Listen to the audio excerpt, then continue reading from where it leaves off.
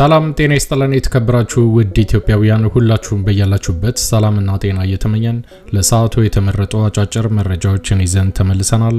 አዘጋጅና አቅራቢ ኤፍሬም ሳሙኤል ነኝ። እስከ ፍጻሜው አብረን እንቆይ።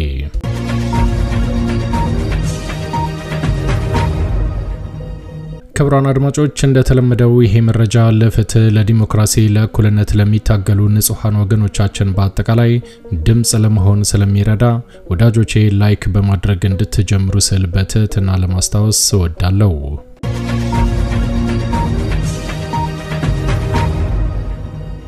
ውድ ኢትዮጵያውያን አሁን ይዤላችሁ የቀረብኩት መረጃ አጫጭር መረጃዎች ናቸው።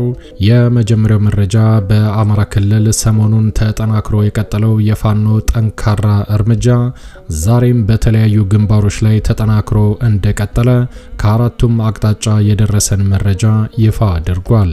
እንደሚታወቀው በአማራ ክልል በአብይ አህመድና በብርሃኑ ጁላ አለፍ ሲልም በኦህዴድ ድብሪተኝነት የተጀመረው የእርስ በርስ ውጊያ እስካሁን በቀላሉ መጠናቀቅ እየቻለ በአማራ ክልል የሚገኙ በርካታ ባንዳዎችና ብሎም በአማራ ፋኖ አመራሮች መካከል በተፈጠረ አለመግባባት ብቻ ትግሉ ወደ ኋላ እንዲቀር ተገዷል። ነገር ግን በቅርቡ በአራቱም አቅጣጫ የሚንቀሳቀሰው የአማራ ፋኖ ንግግራቸውን አጠናክረው በመቀጠል እርስ በርሳቸው በመግባባት አንድ አመራር ለማውጣት ዛሬም እንቅስቃሴያቸውን አጠናክረው ቀጥለውበታል። በዚህ መሃል የአማራ ፋኖ በአራቱም አቅጣጫ አብይ አህመድ በሚያሰማራው በርካታ ወታደሮች ላይ ሰሞኑን የሚወስደው እርምጃ እጅግ በጣም ተስፋ ሰጪ እንደሆነም በርካታ ኢትዮጵያውያን እየገለጹት ቀጥለዋል። ይህ በእንዲህ እንዳለ ዛሬ መጋቢት 2 ቀን 2017 ዓ.ም በወሎ አካባቢ የሚንቀሳቀሰው የአማራ ፋኖ በአመራሮች ላይ በወሰደው ጠንካራ እርምጃ አመራሩ ከነ አጃቢዎቹ እንደተደመሰሰ ከቦታው ያደረሱን መረጃ ይፋ አድርጓል። የደቡብ ወሎ ዞን ወረባቦ ወረዳ ዋና አስተዳዳሪ ከነ ባልደረቦቹ ተደምስሷል። የአማራ ፋኖ በወሎ ቤተ አማራ የምስራቅ አማራ ኮር 1 ባለሽርጡ ክፍለ ጦር 4ኛ ሻለቃና የልጅ ኢያሱ ኮር ራስ አሊ ክፍለ ጦር 1ኛ ሻለቃ የወረባቦ ወረዳ ዋና አስተዳዳሪና ሌሎች የወረዳው አመራሮች ላይ በወሰደው ድንገተኛ የሽምቅና የደፈጣ እርምጃ ከናጃቢዎቻቸው በመደምሰስ ታላቅ ድል መጎናጸፉን ይፋ አድርጓል። በተደረገው የህልውና ተጋድሎ የሥርዓቱ አገልጋይ ካድሬ በወረባቦ ወረዳ ልዩ ቦታው ጠቢሳ በተባለ አካባቢ ማህበረሰቡን በመሰብሰብ ግብር እንዲገብሩ የሐሰት ፖለቲካ ሲደሰኩር የነበረው የደቡብ ወሎ ዞን ወረባቦ ወረዳ ዋና አስተዳዳሪ ፈንታው ከበደን ጨምሮ ሌሎች የብልጽግና አመራሮችና የአገዛዙ ተላላኪዎችን በጀግኖቹ በተተኮሰባቸው ድንገተኛ የደፈጣ እርምጃ መብረቃዊ ጥቃት ተወስዶባቸው እስከ ወዲያኛው መሸኘት መቻሉን የባለሽርጡ ክፍለ ጦር ቃል አቀባይ ፋኖ መምህር መሐመድ ሞገስ ዛሬ በሰጠው መግለጫ ይፋ አድርጓል። በዚህ ውጤታማ በተባለው የደፈጣ ጥቃትም ዋና አስተዳዳሪውን ጨምሮ በርካታ ሆዳደር ሚሊሻና ባንዳ አድማ በተና በተሳካ ሁኔታ ሲደመሰሱ በርካታ የነፍስ ወከፍ ክላሽንኮቭ የጦር መሳሪያና በርካታ ተተኳሾች እንደተማረኩም የዙ ከፍተኛ አመራር ይፋ አድርጓል። የአማራ ፋኖ በወሎ ቃል አቀባይ በሰጠው መግለጫ በተያያዘ ይሄ የሥርዓቱ ባንዳ ካድሬ እናቶች ሕክምና የሚጓጓዙበትን በማሳጣት ለፖለቲካ ስራ የሚጠቀምበትን አምቡላንስንም ከናጃቢዎቹ የመጡበትን አምቡላንስ መኪና በማውደም የባንዳዎችን ቅስም መስበር ተችሏል ሲል በሰጠው ማብራሪያ ይፋ አድርጓል። በቀጣይ መዳረሻው ድልና ነጻነት የሆነው የአማራ ሕዝብ የህልውና ተጋድሎ ተጠናክሮ ይቀጥላል ሲል የአማራ ፋኖ በወሎ ቤተ አማራ የባለሽርጡ ክፍለ ጦር ቃል አቀባይ ፋኖ መምህር መሐመድ ሞገስ ዛሬ በሰጠው ማብራሪያ ይፋ አድርጓል። ድላችን ተጠናክሮ ይቀጥላል። የባንዳ እንቅስቃሴ ይቀለበሳል። ድል ለአማራ ፋኖ፣ ድል ለአማራ ሕዝብ። መጋቢት 2 ቀን 2017 ዓ.ም የባንዳ ቅነሳን በተመለከተ የተሰጠ መግለጫ።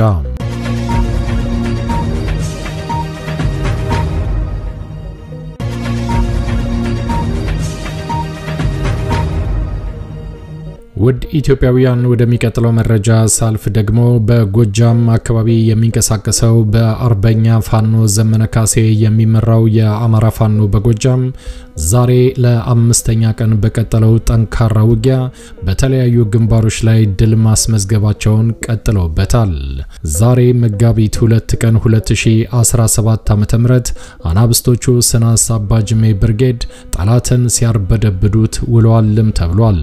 በዚህ ጠንካራ ተጋድሎ የነ ሞታይ ፍሬ ኃይለ ማርያም ማክቤል ዳኝና 50 አለቃ ባለው ጊዜ ጦር ሰራዊት ስናስ አባጅሜ ብርጌድ የብርሃኑ ጁላ ጦር ሰራዊትን ከበባ ውስጥ በማስገባት በቆረጣ በወሰዱባቸው ጠንካራ እርምጃ ከፍተኛ ጉዳት እንዳደረሱበትና ከፍተኛ ኪሳራ እንዳከናነቡት ይፋ አድርገዋል።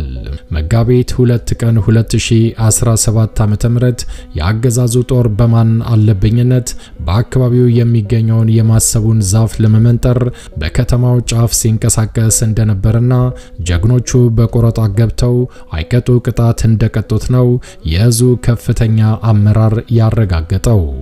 በተለምዶ ደደቦ ተብሎ በሚጠራው አካባቢ በነበረው ቀጠና በማዕበል ቁጥር 2 እና አበረ ልየው ሻለቃ የአገዛዙ ሰራዊት ከባድ ክስረት የደረሰበት ሲሆን በተመሳሳይ በታችኛው ቀጠና የደማን በማዕበል ቁጥር 1 እና ፋሲካው ሻለቃ በወሰዱት ጠንካራ እርምጃ ከባድ ሽንፈት ደርሶበታል ሲል አመራሩ በሰጠው መግለጫ ይፋ አድርጓል። በሽንፈቱ የተበሳጨው የአገዛዙ ወታደር ወፍጮ ለማስፈጨት ከገጠር ወደ ከተማ የገቡትን ንጹሃን ወገኖቻችንን መንገድ ላይ በማስቆም ሲደበድብ እንደዋለም በሰጡት መግለጫ ይፋ አድርገዋል። በዚህ የከበባና የደፈጣ ውጊያ እስካሁን የተረጋገጠ 4 የጠላት አስከሬን እንደተገኘም አረጋግጠዋል። የጦር መሳሪያና ተተኳሽም ወደ ፋኖ ገቢ መደረጉን ይፋ አድርገዋል። በተጨማሪም ፋኖ መምህር ስሜ ፋንታ እንደገለጸው አንደኛ የመኑ ደሴ፣ ሁለተኛ ስናማው እንዳለውና ሶስተኛ ልትገባው ቢያብል የተባሉ 3 የአገዛዙ የመረጃ ደህንነቶች በውጊያው የፋኖን መውጫ መግቢያ ለማጥናት ሲንቀሳቀሱ ተደርሶባቸው በስናሜ አባጅሜ ብርጌድ በቁጥጥር ስር እንደገቡም አረጋግጠዋል። ድል ለአማራ ፋኖ፣ ድል ለአማራ ሕዝብ። ፋኖ መምህር ስሜ ወቅታዊ ጉዳይን በተመለከተ የተሰጠ ማብራሪያ።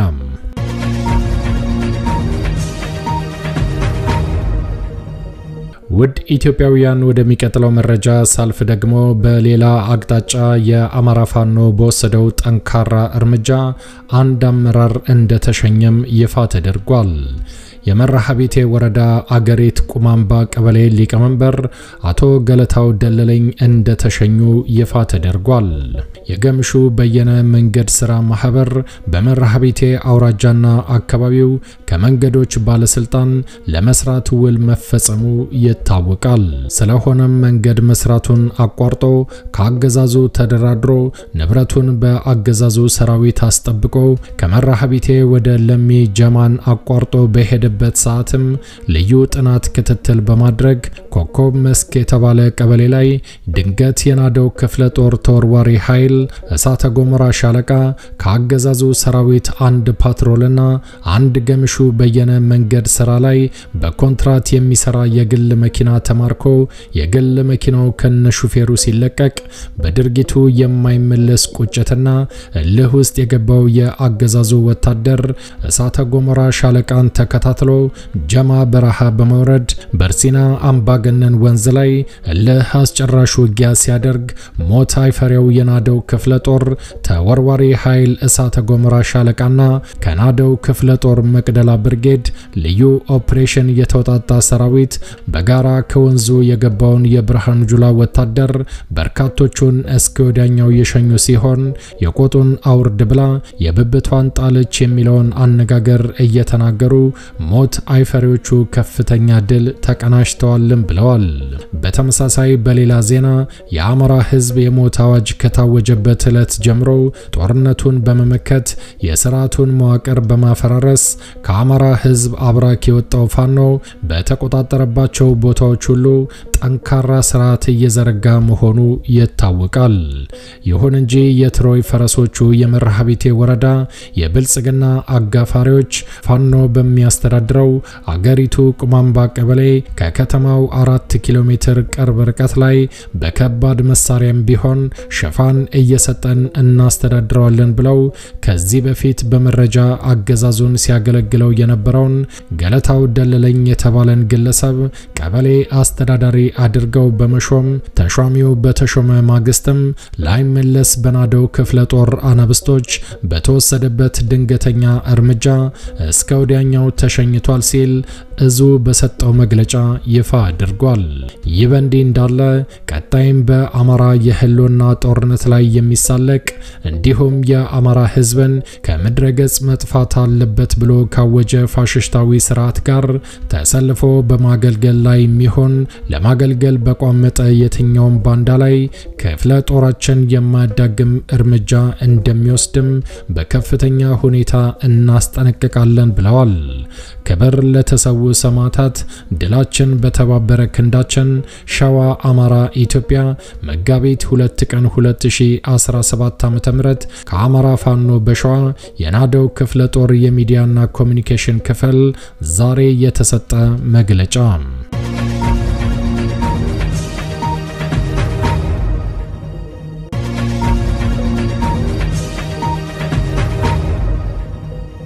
የተከበራችሁ ውድ ኢትዮጵያውያን ለሰዓቱ ያዘጋጀነው አጫጭር መረጃ ይሄን ይመስል ነበር። እንደወትሮ ለማስታወስ እንወዳለን ለቻናሉ አዲስ ከሆናችሁ ሰብስክራይብ በማድረግ የደወል ምልክቷን በመጫን ፈጣንና ታማኝ መረጃዎችን መከታተል ይችላሉ። አዘጋጅና አቅራቢ ኤፍሬም ሳሙኤል ነበርኩ። በሌላ አጫጭር መረጃዎች እስከምንገናኝ ቸር ያሰማን። ኢትዮጵያ ለዘላለም ትኖር። ዘረኝነት ይውደም።